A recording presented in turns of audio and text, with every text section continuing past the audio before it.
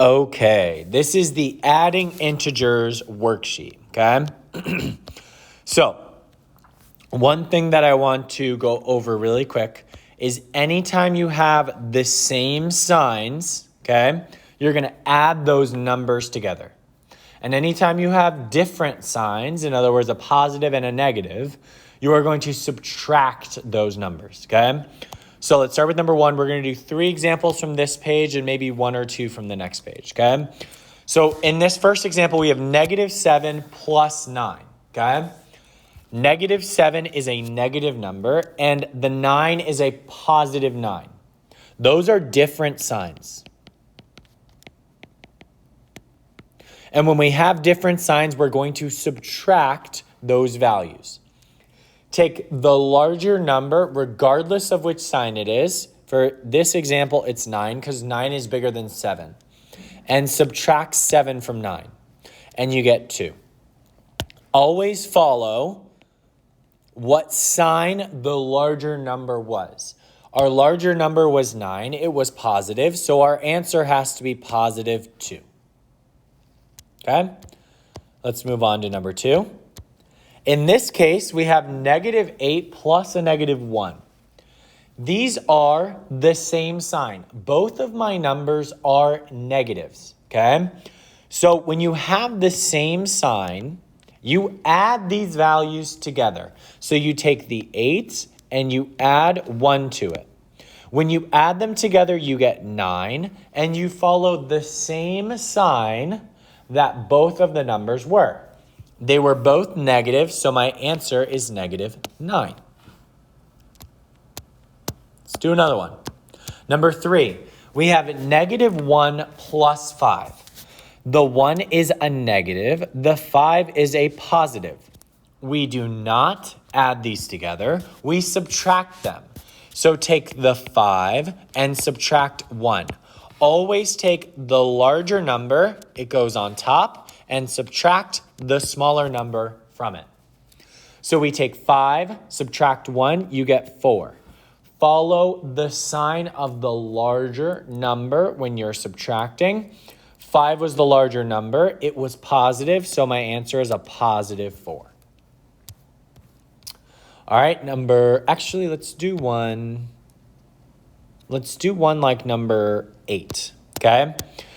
In number 8, we have a -47 plus 30. The 47 is negative.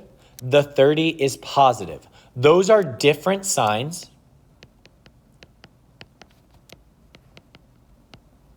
So we subtract their values. Now remember, the larger number, regardless of the sign. So the 47 is the larger number, so we write it on top, and we subtract the 30 from 47. What are we going to get? 7 minus 0 is 7. 4 minus 3 is 1.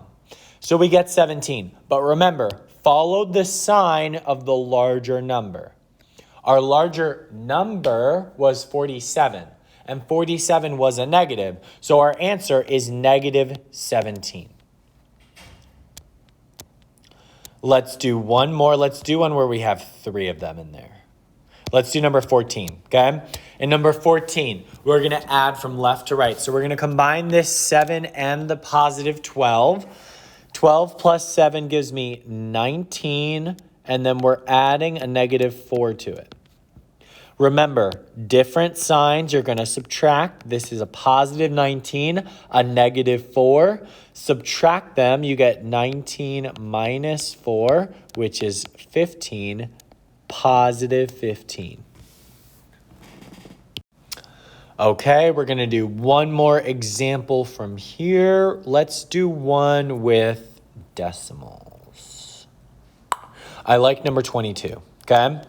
So in number 22, we have a positive 2.489 plus a negative 4.3. So a positive 2.489 plus a negative 4.3. Well, look at their signs. This is a positive 2.489 and a negative 4.3. So when they're different signs, one's positive, one's negative, you subtract them, okay? So we're going to take the larger number, which is 4.3, and subtract 2.489.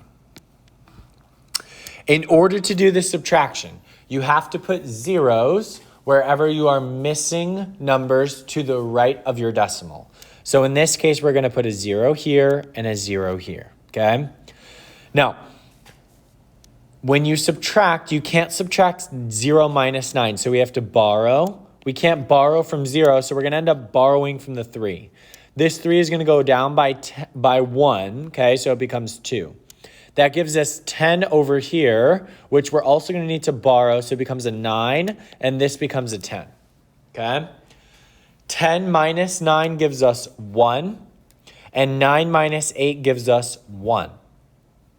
2 minus 4, we have to borrow again from the 4, so this becomes a 3, this becomes a 12.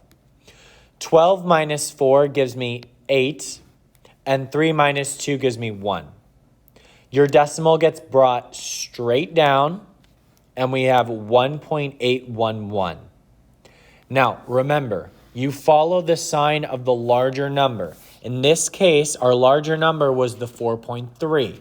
So our answer is negative 1.811. Now, guys, I do extra decimal practice in the adding rational numbers video, adding and subtracting rational numbers. Please go ahead and check that one out if you need more help with the decimals, okay? I'm going to do one fraction problem, and then we'll be terminado. We'll be done, okay? Let's look at 34. So in 34, remember a rule about fractions is that you always need a common denominator before you can add or subtract fractions. In this case, we have negative 1 over 4 plus negative 3 over 2. You cannot add these fractions the way that they are, okay? We have to get a common denominator. Now, always look to see, can I change one of my fractions to match the other one? And in this case, this 2 can easily be multiplied by 2, and now we're going to match the 4, because 2 times 2 gives me 4. But if you multiply the denominator by 2, you also have to multiply the numerator of that same fraction by 2. So I'm going to multiply these two numbers by 2, and let's see what I get. I get negative 1 over 4. This one stays the same, plus negative 2 times 3 gives me 6, and 2 times 2 gives me 4. Now I have a common denominator, which is 4. I can add my numerators together. Both of my numerators are negative because they're negative 1 and negative 6. That means they have the same sign. I need to be adding them together. Larger number on top, smaller number on bottom. 6 plus 1 gives me 7. I have negative 7 over 4. This is my answer. Now, you can always change that answer into a mixed number. Ask yourself, how many times can 4 go into 7? 4 can go into 7 one time, and then you have a leftover, you have 3 left over, so you have 3 over 4. I know I have 3 left over because 7 minus 4 gives me 3. Remember, this was a negative, so it has to be a negative. Okay, so negative 1 3/4.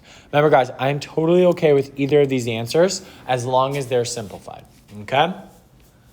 Good luck. Have fun.